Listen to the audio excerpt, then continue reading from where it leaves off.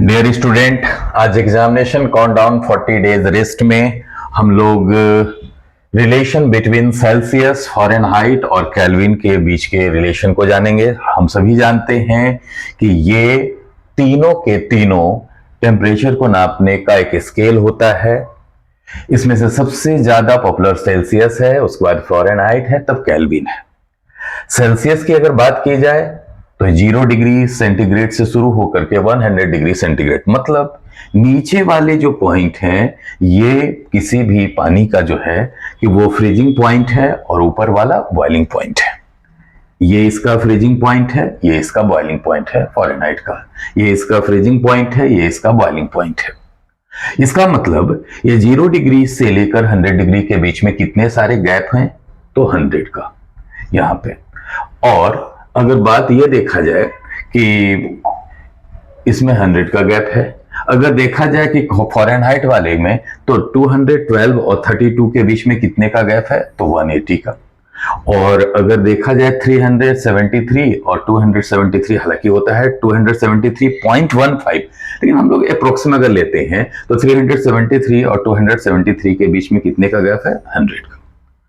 अब बात आती है कि अगर पूछा यह जाए कि सेल्सियस और फ़ारेनहाइट के बीच में रिलेशन बताइए, तो भाई सेल्सियस 0 से शुरू हो रही है और इसके बीच में कितने का गैप है, 100 डिपार्टमेंट है या जो भी है। फ़ारेनहाइट वाले कहां से शुरू हो रहे हैं, 32 से शुरू हो रहे हैं और इसके बीच में कितने के गैप हैं, 180 का। केल्विन वाले कितने से शुरू हो रहे हैं, 273 से और इसके बीच में कितने का गैप है, 100 का। ये तो लिखा गया सभी का अपना अपना। अब जैसे ही बात रिलेशन की बात आती है तो हम लोग देखेंगे ये कि सेल्सियस और फ़ारेनहाइट के बीच में अगर रिलेशन के लिए बात कही जाएगी तो हम लोगों को ये काम करना होगा कि इन दोनों के फार्मूले को लेकर के चलेंगे। तो C/100 अगर 0 को इग्नोर किया जाए और यहां F-32/180, अब हम लोग इसको काटते हैं तो 20 से ये 5 टाइम्स कट जाते हैं, तो 20 से ये 9 टाइम्स कट जाते हैं। इस तरह से सेल्सियस का एक फार्मूला, ये 5 ऊपर जाएगा तो 5/9 और ये F-32, तो ये बन गए सेल्सियस और फ़ारेनहाइट के बीच के रिलेशन के एक फार्मूले बन गए। ये तो इधर का हो गया।